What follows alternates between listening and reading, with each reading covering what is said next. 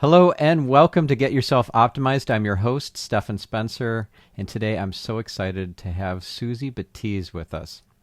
Transformation is the common thread that runs throughout the founder and creator Suzy Batiz's life and her 9-figure empire of companies. Whether transforming the bathroom into a pleasant-smelling experience with Poo Pourri, the household cleaning industry from toxicity to aromatherapeutic magic with supernatural, or people's lives with her growing portfolio of Live OS courses, Suzy is a revolutionary explorer of infinite potential in the playground of life. She loves to inspire others and bring them along for the ride, with energy being her native tongue. Suzy's been featured on leading publications, including The New Yorker, Forbes, Today, People, CNBC, Fast Company, and Entrepreneur. She's been named one of the Forbes richest self-made women in America, EY's Entrepreneur of the Year, Conscious Company's World-Changing Women, EarthX's Community Leader of the Year, and more. Suzy, it's so great to have you on the show. Hi, nice to be here. I'm excited. Yeah, so I am just so grateful for you taking the time to do this and to share your inspiring story and your wisdom and crazy, amazing experiences with our listeners. So if we could start by just giving a little bit of a story about some sort of challenge that you faced that seemed insurmountable at the time, and how you got kind of through it and past it. Yeah, well, I often tell people, entrepreneurs come to me all the time and they're like, do you ever have problems? I'm like, okay, if you're going to be an entrepreneur, all you do is solve problems. Okay. You're a professional problem solver. So it's really funny that people have that misconception in their mind. I'm like, if you don't like solving problems, then don't be an entrepreneur. It's the best advice I have. And I often say it's like running on a track. It's like you can just be a sprinter or you can be a hurdler, and an entrepreneur is a hurdler. Yeah. And if you don't like hurdling, don't be an entrepreneur. That's my first thing. An insurmountable problem. Gosh, there's so many. What's coming up to me is the story of when our video went viral. Probably 7 years ago now. We were told by an agency that we were working with, we designed the video Girls Don't Poop. It's pretty iconic now. I don't know how many million views, 200 million views we've had on it. That we were told that there's no such thing as a viral video in consumer packaged goods, don't expect one, blah, blah, blah. And we're like, okay, great, got it. Well, our systems weren't connected to our website wasn't connected to our internal order processing system. So we were actually just testing. We were doing a reverse funnel model of testing, which means, you've got like 10 intros, you got the middle body, and then you have like your 10, closing comments, and we were testing online. BuzzFeed got it, Reddit got it. Within 2 days, we had sold all of our inventory and we're $4 million in back order. Okay, at that point, we were only doing $8 million a year. So you have to understand that not only did we sell our inventory, we had a $4 million, hole of orders that were in. Those orders were not connecting to our system, so nightmare, okay? Because we had to hand enter thousands upon thousands of orders, which were really, really complicated. But that wasn't the biggest problem. That was one problem. The biggest problem is that we have one sprayer manufacturer and it works with citrus oils. And the sprayers are most products you get with essential oils, the sprayer stopped working, right? So I'm very particular about our sprayer. We had someone that had tried a new sprayer. I'm getting all these emails saying, my sprayer doesn't work. I go to our purchasing person at the time and I'm like, what's up with these sprayers? And he goes, well, I ordered some sprayers. How many did you order? 20,000. Oh my God, we have 20,000 sprayers out there that are not working. He goes, yeah. Then he comes back and I go, I'm still getting emails. How many sprayers did you put out there that are bad? 200,000 sprayers. Okay. Oh no. So thank God 100,000 were at QVC. I isolated those right as they were going on air. The sprayer didn't work. So we had to cancel that, which QVC hates. But the biggest problem, again, still not the biggest problem. The biggest problem was that our sprayer manufacturer was going through an SAP conversion. And they were saying it would be a minimum of 16 to 20 weeks before we could get a sprayer. So I was not willing to put a sprayer that was faulty that we could get onto bottles and ship those out. So I had to tell everyone, hey, guess what? We got your order, but we're not going to be able to ship for 6 months, right? And that was a big problem. I was trying to find sprayers everywhere. I mean, I was sourcing sprayers. I was calling everybody wasn't sleeping at all. Ends up, no sprayers. Our manufacturer says they can't get them to us. And I went into meditation at 3 a.m. And all of a sudden I had this thought, I'm going to fly and I'm going to talk to the CEO of this global sprayer company, right? Because they were telling us there's no way, there's no way. I messaged him and said, I'm going to be on the first flight to you.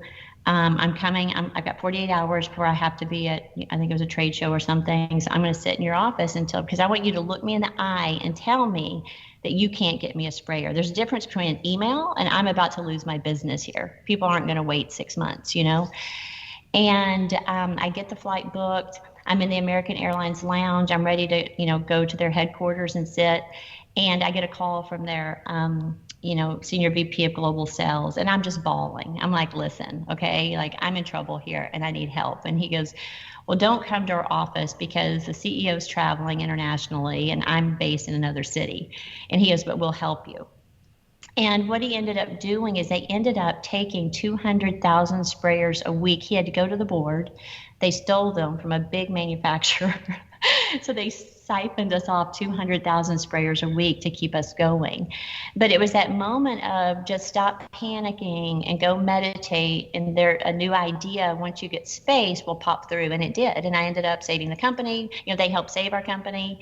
And that was a really big problem at the time. And we ended up shipping. Yeah, so we ended up shipping 200,000 bottles a week and ended up keeping our consumers and everybody was happy. We offered a refund. That was before people talked about transparency. We just sent out an email and tell people we got caught with our pants down and we're not going to be able to ship you. If you want a refund, we'll give it to you.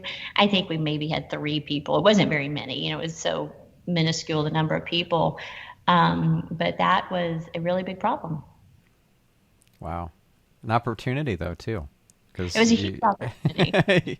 Yeah. And the senior VP of global sales had to go to the board and they were saying, no, we can't do this. And he had to do this whole, if we don't fight for the small guys, what are we doing in business? So he did this whole small business, American owned company, and they ended up doing that for us, which was amazing. Wow. And to think if you hadn't meditated over this, you may not have come up with this idea and the business would have probably gone out of business, I guess. Oh, completely. Yeah, because just think about cash flow for 6 months. You don't have any product to sell, and we were very new then. It was a big, huge problem, but we solved it. Yeah. And what's funny is I let my whole team know, who knows how many people, probably 15 people back then. And I was like, I'm going to their headquarters, and then, 2 hours later, I pulled back up in the office and I still have the boarding pass framed in my office at the company headquarters. But I was like, we're getting sprayers. And the whole company was like, yeah, It was this moment it was also a moment of where I didn't compromise on my integrity. I could have done like a lot of companies. I buy a spray right now that's $45. It's a room spray body mist, and they have a bad sprayer. And every time, there's just no way I would put that out on the market. So I stuck with my integrity. And, we ended up, I think that's a big thing that most people bypass. They think just make the consumer somewhat happy. But I really believe in building an integral business is really the most important. Mm-hmm. Yeah, very important. Yeah. So how do you end up integrating meditation into your business practices? Was that just a kind of a one-off? I don't think so, but where you're like, okay, I'm desperate, I better meditate, or was that just part of your go-to approach to kind of tapping into the universe and universal intelligence? Yeah, it's really my go-to approach. The one thing that I found in myself, I won't put this up on other people, is that I need space for creative ideas to come in, right? When my mind when I'm in fear and panic, there's just not room. It's like the bandwidth has been taken up, right? So whenever I can go into meditation, I do transcendental meditation, so 20 minutes at, morning and night. It allows me like a respite. It's that space where I can drop in to to consciousness, whatever we want to call it. And then an idea had room to come in. And it's that fear, whenever I get locked into fear, again, I won't put this on everyone else, that's all that happens, right? So I just intuitively said, okay, I'm just going to go meditate. And I wasn't meditating for an idea. It's like, I need some relief. I'm not sleeping, I'm panicked and I'm in a lot of fear here. So I need a respite. Wow. And how long have you been doing transcendental meditation for? Probably 17 years. Okay. Yeah, and it is. Yeah, it's a non-negotiable. I had some surgery. You don't miss any days? You do it every single day? Every single day. My scorecard in my morning meditation was pretty much 100%. My afternoon meditations is probably like 50% back then. But recently, I just had surgery in March, and I had a lot of anesthesia, and my meditation was off for quite a few months, and it was very troubling to me. I was super discombobulated. It was all the anesthesia in my body, getting it out, and my meditation is just now coming back like 6 months later. It's amazing. Gotcha. Was there an event that started you down this path of TM? Was something that happened, I don't know, not traumatizing, but something that was a pivotal event where you're like, I need something? Yeah, I needed everything. So after my second bankruptcy, when I was 38, I lost everything, what I considered everything, right? The house, the cars, like everything was gone. And I was in a really severe depression. I had tried to kill myself when I was 21, and I probably would have tried to kill myself again. I was seriously that down, right? I thought I was the worst business person in the world. I hated business. I was just, lots of curse words we can put in here, the way I felt. I was just really, really, really at my bottom. And I went to a hypnotherapist, and he said, the problem is you have no meaning in your life. And I'm like, what are you talking about? Like, I have kids. I was really sarcastic, like, what are you talking about? He said, yeah, no. He gave me the book, Man's Search for Meaning by Viktor Frankl. Yeah. And I read it, and I was like, oh, I had really given up any sort of spiritual practice whenever I was young, because I was molested when I was young, and I used to pray to God, because God gives you everything, right? So I'd pray to God every single night that it would not happen to my sister. And when I found out it did happen to my sister, I was really like, F you to God. I was like, you know what? I'm going to do this on my own, because I don't even have God now. So I journeyed for many years, actually from the time I was 16 to probably 38, a lot of years, 22 years of me just doing it on my own. And that's when I realized it just wasn't working, that I needed something more, a lot more. So I did that moment of where I'd had no control in my life. I was following numerology, feng shui. I was sleeping with my bed a different direction every night. When I say I was lost, I was really lost. And I went into this one room that my feng shui person said, this room is death and destruction. Never, ever work in this room. And I went into that room, and I got on my knees. I get really emotional with this, and I cried so much to God. And I said, you have to take me, because I'm not going to kill myself, but you need to give me a disease or something, give me cancer, because I'm done. And a couple of days later, I had Byron Katie's book, Loving What Is, in my hands, went to her 10-day workshop. That's when I started releasing my victim mentality. I started realizing I had a part in some of my life, and I had choices. And then after that, I started doing transcendental meditation. And then I started doing plant medicines and therapy, somatic therapy. People know me as a business person in the world, but really my main objective has been personal development. It has been, I need freedom, because again, I get really teary. It's like, until you've been there, you have no idea the pain. And I wanted out of the pain so badly that I would do anything. And that's when I started all that. Wow. Yeah. Thank you for sharing all that, and just being so open and vulnerable. People don't know what it takes behind the scenes to get to success. Like, people don't know, for example, that I was a foster child. People don't know that. Well, a few people do now because I finally did a couple of TV appearances talking about foster care and so forth. But for 40 years, 20 adult years of my life, I didn't tell anybody that I was a foster child. I also didn't tell people that there was a short period of time where I was on food stamps. And you know, it's part of your journey. It's part of what makes you real and human, and you know, go through those trials, those challenges. You know, that's what makes the metal, and that gives you the strength to create amazing things and reveal so much light in the world.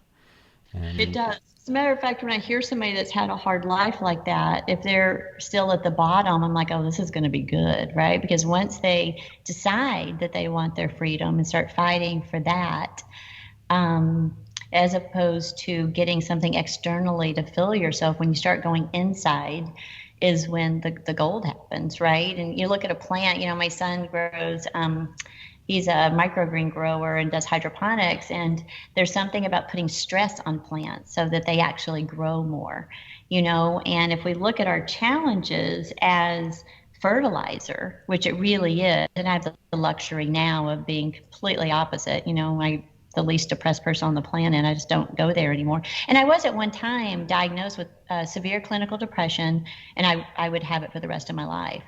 And that was not true. You know, what it was, I had a lot of repressed, really sadness and anger, you know, so I could start processing a lot of that. And then I started finding my power. Byron Katie used to say the deeper that you've gone into the hole, because of polarity, the higher that you have an ability to rise. So with you, like being in foster care and on food stamps, that's a pretty deep hole, right? But if you can get yourself out of that hole, you have much more potential on the opposite side. yeah, I totally believe in that. And Katie is just such an inspiring person. She's amazing. She was a past guest on this show, in fact. It was so good. At first, I saw her speak at an Omega NYC event, and she was amazing. I ended up writing an article for the Huffington Post about her, and then several years later, I'm starting my podcast, or it's, you know, going by that time, and I go to her website. And I see featured on the homepage near the bottom is that article I wrote on the Huffington Post several years ago. So I sent her an email, and I'm like, I'd love to have you on my podcast. And I'm the guy that wrote that HuffPo article that's down on the bottom part of your homepage. And she's like, oh, yeah, we love that article. We know all about that article. Thank you so much. So, yeah, she said yes, and it was an incredible, amazing interview. And I love the work. I love the 4 questions and the turnaround, and it's a game changer. It's eliminated, or at least ameliorated, suffering for millions and millions of people. It's just, she's a gift to humanity. Yeah. She's such a gift. And I was in her camp for about 4 years. I followed, you know, I went to every training she had and just really dove into the work, you know, because what I realized, there wasn't things that I wanted, you know, and I really thought if I could be a success, that I was going to somehow be valuable or mean something in the world, right?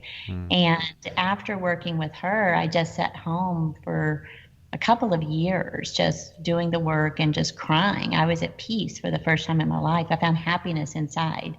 I knew what abundance was. I knew what wealth was. And it had nothing to do with anything external. It was everything inside. Yeah. And then ironically, you know, once you're at that place of peace, the idea for Poo Pourri pops in, right? And it's no accident, right? It was meant to happen. Yeah. So how did you go from having an abuse-filled childhood to becoming a business person in the first place? Because you ended up losing your business or going bankrupt, but something inspired you to become a business person and to entrepreneurship. But like, fill in a little bit more of the details in between those two moments or parts of your life. Yeah, so one of the first things is I did have a hard childhood. You know, my father was a bipolar alcoholic. My mother's addicted to pain pills. My first memory was cooking for my parents, you know, at 4 years old. And I was molested by my stepfather. And I really, but I always made things. So the beauty of growing up without a lot of money is that I was very resourceful. So when I was 17, I designed this pair of denim shoes. My boyfriend at the time's aunt worked at a shoe factory. And I said, you know, if there were a pair of denim pumps, because back then, you know, back in the 80s, women wore their pumps to match their sweater. You know, if you wore a lavender sweater, you wore lavender pumps. Well, I didn't have a lot of money. You know, I was working at Burger King and Pizza Hut and things. But I thought if these were denim, they would match everything. So I had her make a pair of shoes. They were great. I took some scraps of an old pair of jeans and some old leather and drew her little things. She made them. I loved them. And I called Guess in New York. And I said, because, you know, the Guess jeans were the big jeans. And they said, oh my God, we're coming out with a shoe line. You should come see us. And I was like, oh my God, okay. So I went to go tell my mother, like, oh my God, Guess wants to see me in New York. And she said, well, you can't go to New York. You're just that little girl from Arkansas. They're going to chew you up and spit you out. And I was like, oh, I can't go to New York? She's like, no. And I was like, oh my God. So I've I just tell that story in that my natural thing was always to solve problems, to make what I didn't have, right? Which was the gift of not having a lot of money. So once I realized I couldn't go to New York or thought I couldn't, right? Um, I gave my mother all the power. I bought a bridal. So I got married when I was 19 and bought a bridal salon. I convinced everybody to, you know, give me money, and they gave me money, and you know, it was like $50,000 or something back then. But you know, my husband at the time's parents and my parents both signed a note at the bank. I ended up buying a bunch of old inventory. So I was bankrupt by the time I was 20 years old. So I was married, bankrupt, and divorced by the time I was 20. But business to me was always this form of freedom. Like you have to think, like I grew up not trusting adults or other people, but I knew myself, and I knew that I can get myself out of this, right? So business was always, I always had ideas coming through. It was always like, oh, this would be a great idea, and this would be a great idea. You know, we could do that. Um, and you know, I had a lot of failed businesses, a lot. Most of my businesses failed, and mainly because they weren't born of a passionate idea. They were just, oh, this makes sense. Let's do that. And I didn't have enough. I was so dysfunctional within myself that I was always sabotaging and creating, you know, a bunch of stuff. But really, I bringing an idea to life has always been what turned me on. Whether it was making Barbie clothes when I was young, or the denim pumps, or let's buy a business, let's do this. That was just my go-to. It's just like in my core. You know, a lot of times I think about selling Poo Pourri and or Supernatural, and now I have a Live OS, and I'm like, but then I'm not going to stop creating. I'm still going to be doing it, right? This is what I do. Right. If something doesn't exist, I make it.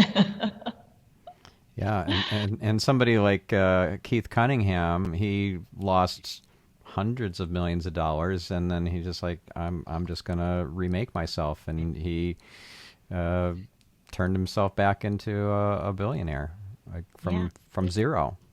there you go. I know Yeah. it's amazing. You know, it's like, hold on, this is in my core, right?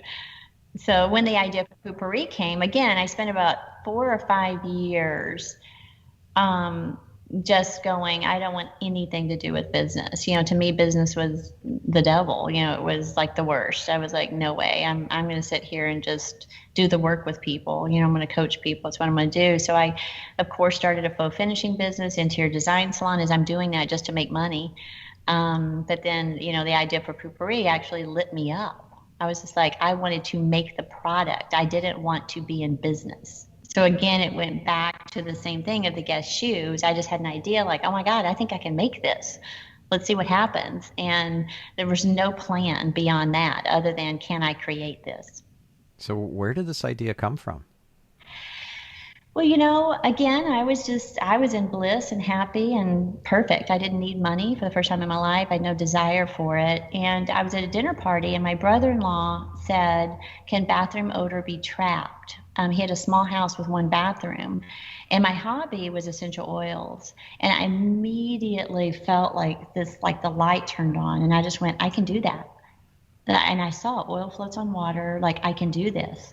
And, he was a little sarcastic, like, really, you think so? And I was like, because he had tried a couple attempts with foams and things. And I was like, no, I know I can do this. And it took me 9 months.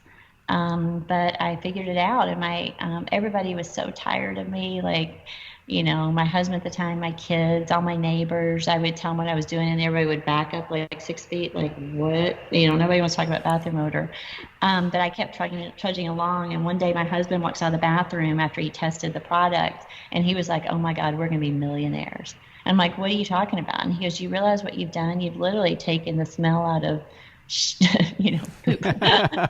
I don't know what audience you have, but that was his literal words. And I sent it to a few friends, and had this. I'm very type A, was very type A, so I had this whole, rate the effectiveness, and they would call me like, "Girl, this stuff is everything." Like, and so I was making it in my house.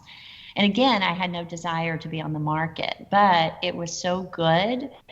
There's no way I could not put it into the world, and that's how I started in business again. Right. And somehow you ended up with this viral video. What happened there? Like, how did you get that to come together? Well, what was amazing is I was already successful before the video. So we were, gosh, how many years in? We were quite a few years in.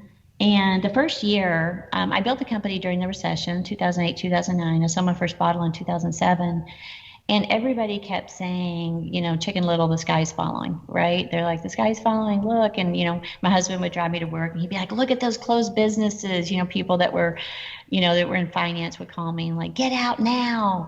But, I was actually growing. I was doing $8 million, but had like a $2 million bottom line. I was spending 12 weeks a year in Maui. My life was really great. And I wake up one morning, or probably in the middle of the night, and I look at my husband, I'm like, we got to get going. He goes, what are you talking about? And I go, it's just time. It's time to put the gas on. And again, you're crazy, we're doing great. And I was like, no, no, no, no, we got to go. So I ended up finding, what I knew is I couldn't afford traditional advertising. So I found these guys that were doing this rogue digital marketing. And I convinced them to come over and team up with me, and did the video. And I just was looking to advertise. I had no idea it was going to be a viral video, but the subject matter was so good and so fun. And again, I camped us out for 2 weeks at a place in at Sundance, and we wrote the video, we cast it, we built sets, we built a website, and shot all the video in a 2 week period. Wow. Yeah, I just had a team of like six of us sitting around a table, and we just knocked it out. It was amazing. It's my preferred method, is to go in these sprints. So I do that a lot now. I'll take teams off site and be like, okay, let's create something. You know? Yeah. And this was the Harmon brothers that you worked with? Yeah, it was. Yeah. Yeah. Daniel Harmon was a guest on my other podcast on Marketing Speak. Yeah. Fun episode. He's a cool guy. Yeah. Awesome. And like, how many more videos did you end up doing? You had that big hit. Did you kind of replicate that and have a bunch more, or was it more just a one-hit wonder viral video? We did one video with them, and that relationship fell apart, and I'll choose to keep the details to myself. Okay. And we've always done everything, and also they take all the credit for that, but we were writing as well. It's just funny what happens, but Gotcha.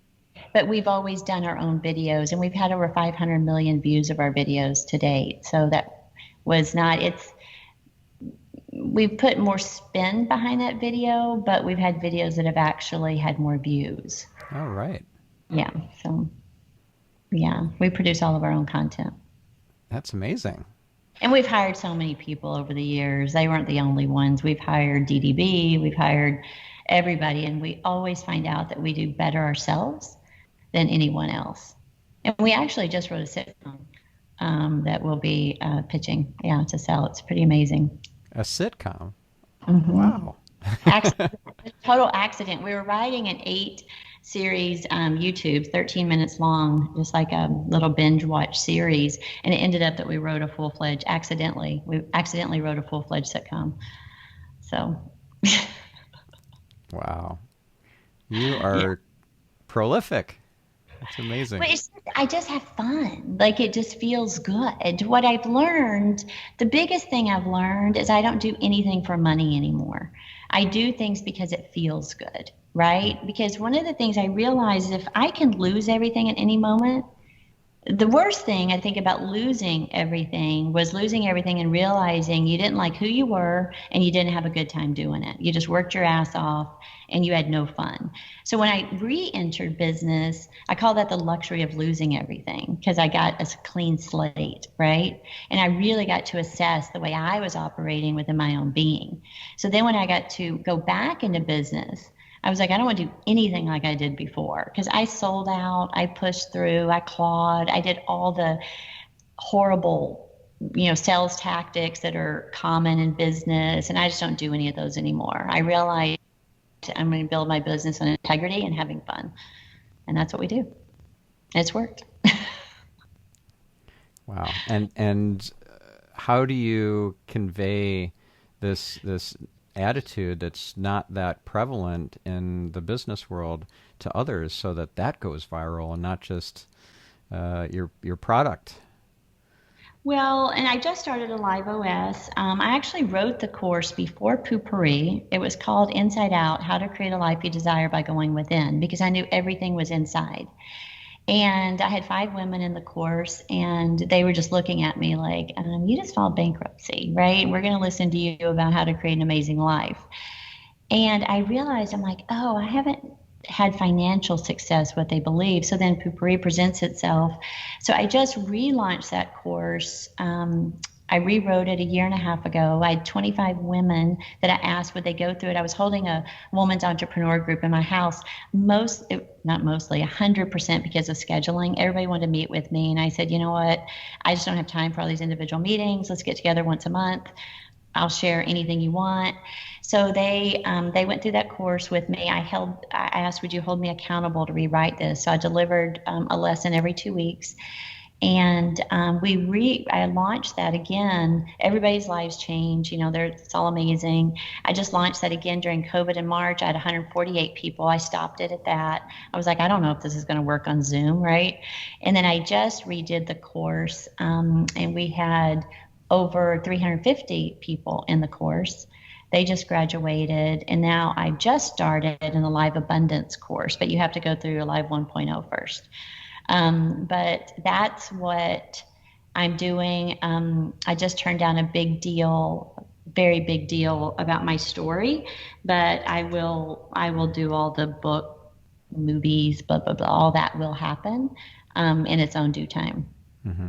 And, I have the course that I'm still pretty much in beta, but it's amazing what's happening. It's growing on its own. I've got mentors and mentors and mentors, and I haven't done any of that. I literally just put material out and it's just growing on its own, which is amazing.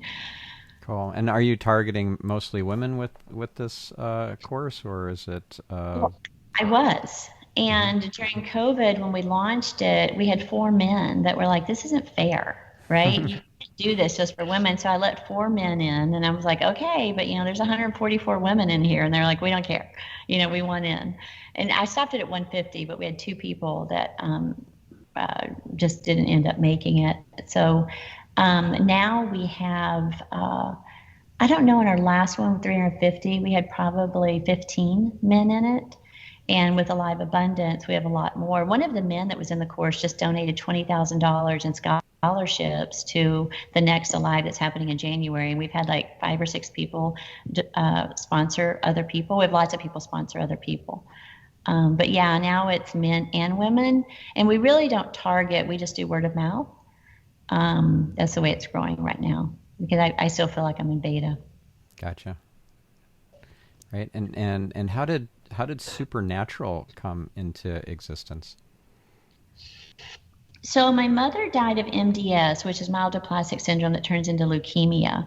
And when they told me at MD Anderson that her disease was caused 100% by chemical exposure, she was a housewife. And I was like, this is ridiculous. Watching my mother die, as she's taking in more chemicals, which are chemotherapy, which I begged her not to do. I just thought somebody's got to do something. She cleaned with all the typical, bleaches and really horrific cleaners. And it literally took me 2 years, and I spent over $2 million developing the product because I won't put anything on the market that's not better than the chemical competition. I want to have the lowest carbon footprint, and I want it to just be freaking amazing as far as the packaging and design. And I launched Supernatural, and now next year we'll be launching a lot more products. It's a lifestyle brand. It's all based on all natural ingredients, lowest carbon footprint, and vibration based, energy based products. So what does that mean, vibration based? Well, basically everything is energy. If you came to my house, you would see everywhere I have flower of life, I have altars, I have crystals, and is there the power? Do these things have power? They actually do. Our TVs and cell phones are powered by crystals. But if you don't want to get so woo-woo in that, I really believe that if you love something, it carries a resonant vibration. And if you can create products or things, like when you come into my house, people are like, it just feels so good. Well, it feels good because I injected a lot of what I love. Everything I picked out in my house, and I have a 15,000 square foot house. Like I literally handpicked and had everything handmade, to the vibration that I love. So of course you're going to feel that. So that's what I mean by vibration. Well, that's a whole other podcast, but basically everything is energy. I called Dr. Bruce Lipton and I was asked him, I said, are ideas alive? And he said, why do you ask? And I said, well, I have a theory that the ideas that feel alive within me are the ones that actually work, and the ones that aren't alive don't. And I said, I actually believe that those 75% or whatever businesses that fail is they weren't birth of an alive idea. And he taught me about resonance and dissonance. And he said, everything is alive, everything is a vibration, and every living thing is actually seeking more life force energy. So those impulses that we have towards things, you are co-creating in resonance. And resonance is when you put two things together that are a similar wavelength and a similar pattern, they create more energy together than they did apart. So you literally are amplified. Dissonance is like noise canceling headphones. When you put two energy waves that just aren't the same vibration or the same wavelength together, they create less energy than you had apart. So I often tell people, like, if you have a dissonant idea, if you're just doing something because your parents wanted, you're going to have a big struggle because you actually have less life force energy than you would, right? So I look for resonance in everything. Resonance in, the items I pick for my home, resonance in my products, and you get more out of life because your vibration is actually amplified more than you would be alone. Yeah. So not only can you have a dissonant idea, you could have a dissonant business partnership, right? You can have dissonant business partnership. You can have dissonance in your house, with your marriage partner. You can have dissonant relationships. And it doesn't mean that anything is bad. It just means you're at a different vibration. It's not one's higher and one's lower. They're just not the same wavelength. And once you can start recognizing that, and when he said every living thing is seeking more life force energy, you're talking like down to an atom. Like it literally, he said, you can look in a microscope and a cell will start moving towards what gives it more life. A tree, the roots go out to look for water. Like that is naturally inborn in us, but we forget about those. I forget, I won't put that on everyone else. I forgot that I actually have that GPS system within me that knows what I want and knows where I will be amplified. So as I started retuning myself and started going towards things that actually lit me up, I became successful.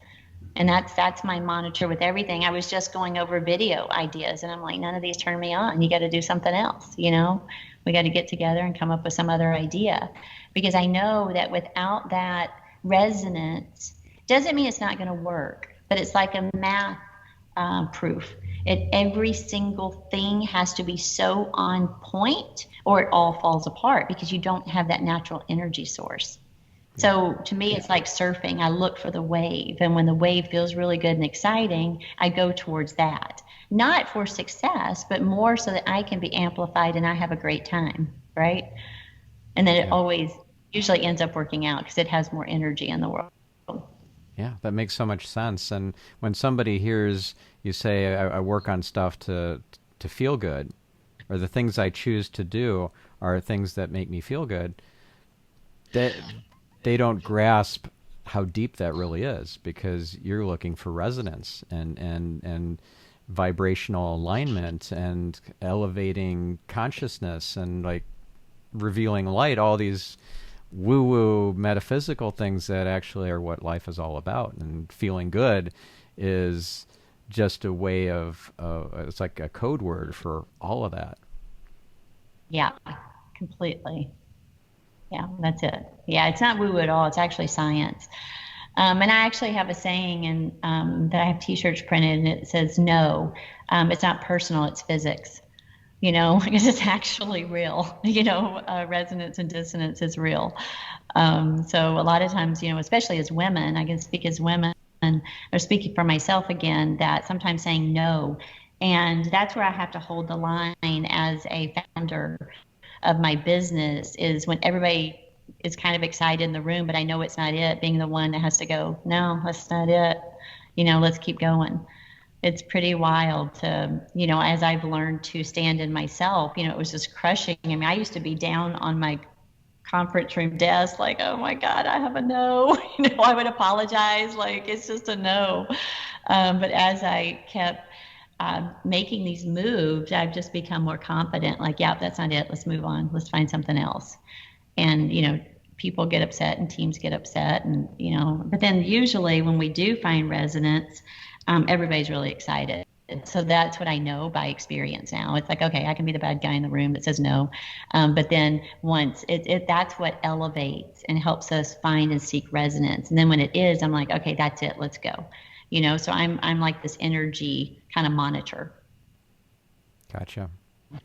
And is there something that helps you to tune in to that? Like for me, oneness and Kabbalah help me to tune in and to kind of connect to the fabric of creation and download those amazing ideas and those inspirations that really move my life forward and reveal the most light for others. What is it for you? Well, God, all of the above. I was a Kabbalist for a while. I studied many religions and many concepts and theories. Really, it's all of the above. It's anything I've been drawn to in the moment.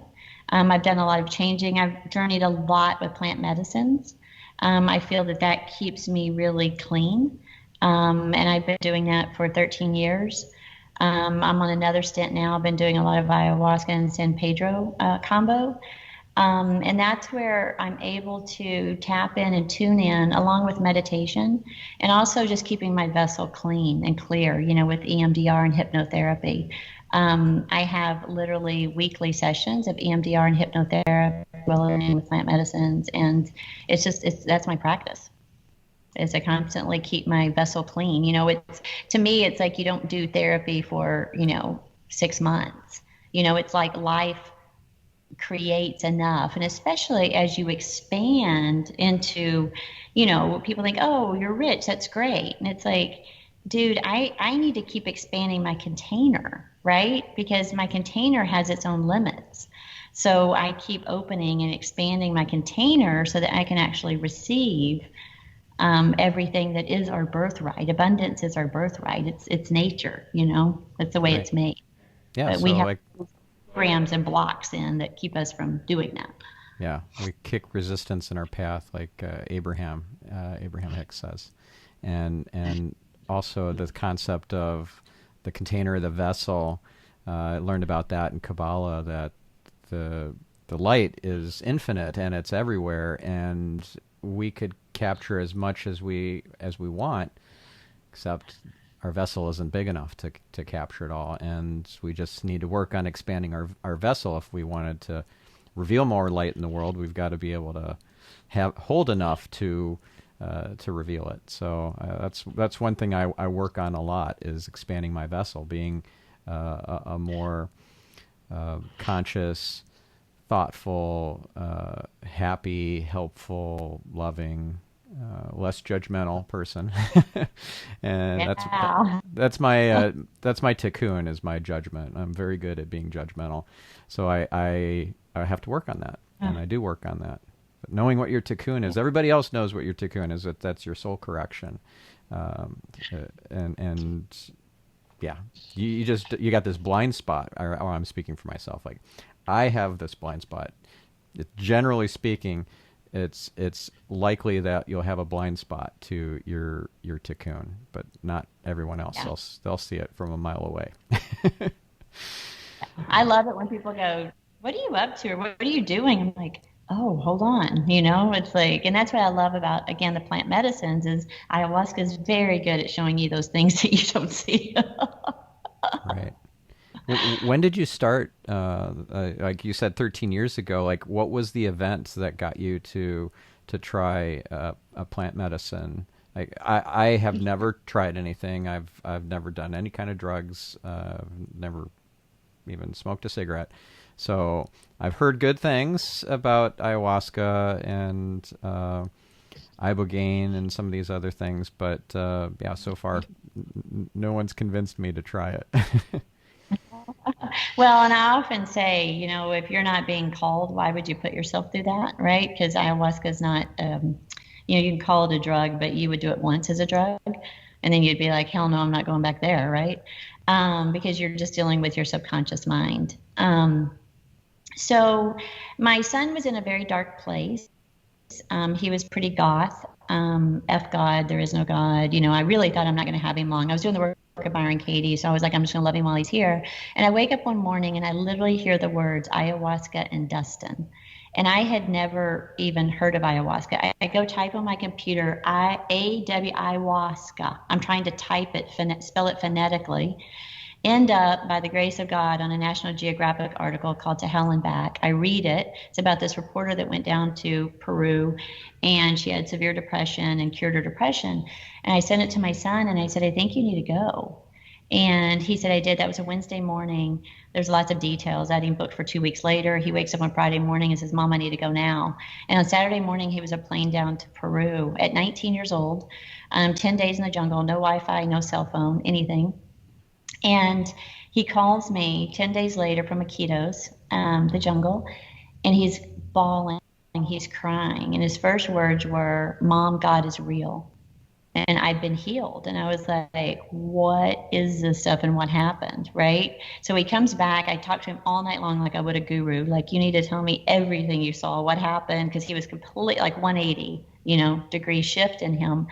And then I went down to Peru really suspicious, going, I don't know about this. I'm all enlightened. I did Byron Katie, and whew, yeah, got my butt handed to me quite a few journeys. But what I realized is each time I felt like I was reclaiming a part of myself that had been lost, right? So even though my first 35, 38 ceremonies were really, really hard, really hard, what I knew is each time I would feel better. And I was like, hold on, like there's something here. Facing all your demons has definite merit. It's like, so as I faced those, I started realizing, like, hold on. I started learning how to navigate in the medicine, which was an agency I developed, which actually helped me navigate in the world. So much so that one time I was in business, I'd just come back. I was literally leaving my business for 2 weeks at a time, like with no cell phone, no Wi-Fi. I'd hand them the keys, be like, I got to go to the jungle. I'd go to the jungle. I'd come back. And they tell me now, they go, we had no idea what we were doing. I'm like, I know, but it didn't matter, right? Because I've got to go get free, people, like whatever.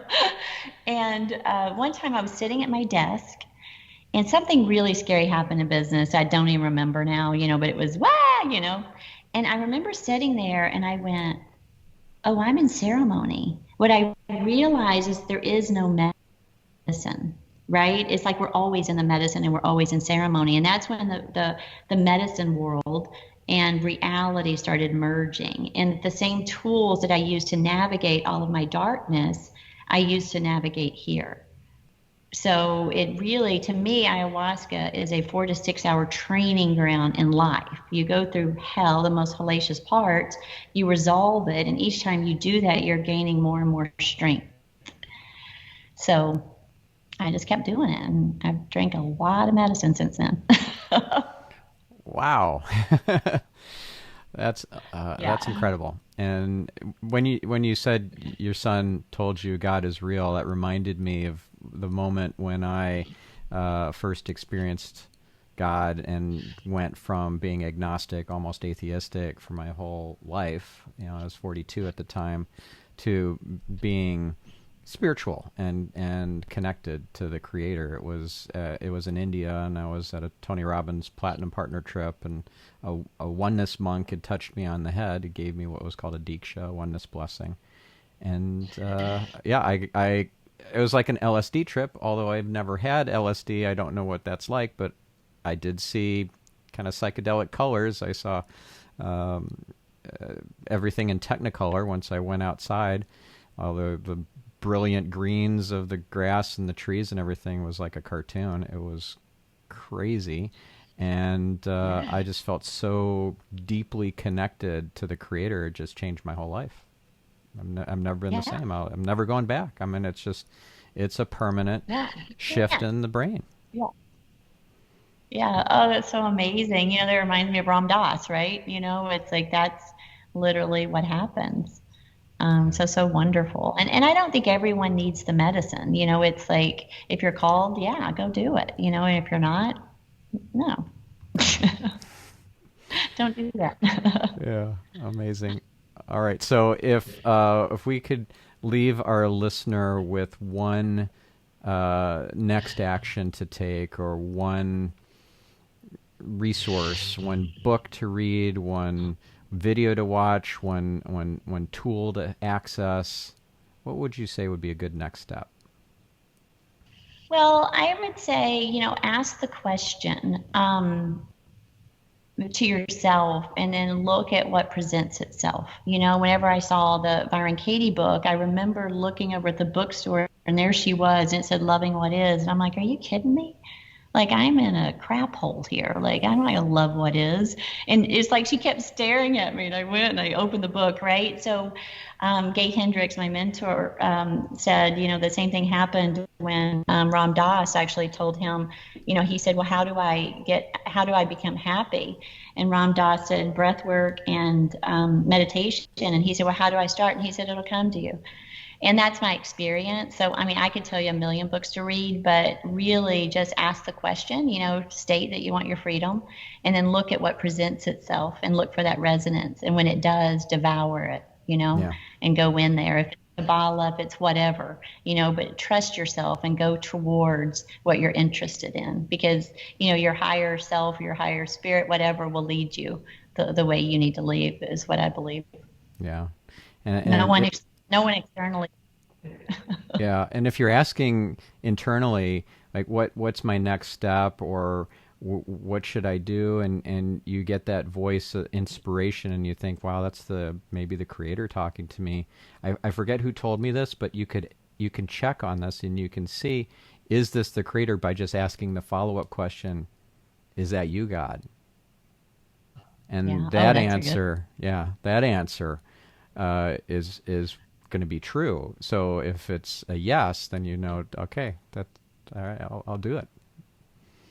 Pretty cool. Yeah. And I always tell people don't follow my path and don't follow your path. Everybody has their own individual paths, Yeah, and who knows? You know better yourself what'll give you the freedom that you seek than anyone else can ever do, in my experience. yeah, Yeah. So amazing. we're so conditioned to not trust ourselves. I was so conditioned to not trust myself. Yeah, And once I started, I literally just dive into whatever. Right now, I'm reading this amazing book. Have you ever read Right Use of Will? no, It's a very, it's a very You can find it on Amazon, but Who's it by? this is amazing. It's by I don't even know if it has a name of an author. Received by Sinan de Rowan, and it's just like it was published by Four Winds Publication, but it's not a popular book at all. It's a little hard to find, but I've just been underlining everything. It's of interest to me right now. So I know if I'm super into it, there's got to be something in here for me, right? So I get books sent to me all the time. I'm like, no, no, no, no. I'm sick of reading. But whenever I can't wait till the next page. Probably in the middle of this break, I'm gonna go through and keep reading. It's so yummy to me. Amazing. So I just that's Yeah. my advice. Whatever's yummy to you, dive into it. Yeah. That's your intuition. That's your divine speaking to you. Okay. Amazing. Yeah, And totally. how do our listeners learn more from you? Like, where should they go online? What website should we send them to? Well, SuzyBatiz.com, SuzyBatiz.com, has a lot of information. Instagram, I use that as a blog. So all of my posts are just my ahas that I come up with. Um, and mostly I'm on Facebook as well. If you DM me on Instagram, I do check my own direct messages. So, that's the best way to contact me, or through my website. Great. Yeah. Well, thank you so much, Suzy. This was amazing, and you're such an inspiration. And thank you so much for just sharing all this wisdom, brilliance, and inspiration with our listeners. Thank you so much. And thank you. You're such an inspiration. Thank you for going through everything you've gone through. When you heal, I heal, right? So it's like, thank you for doing your work. Oh, It's awesome. Very inspiring. thank I you. appreciate it.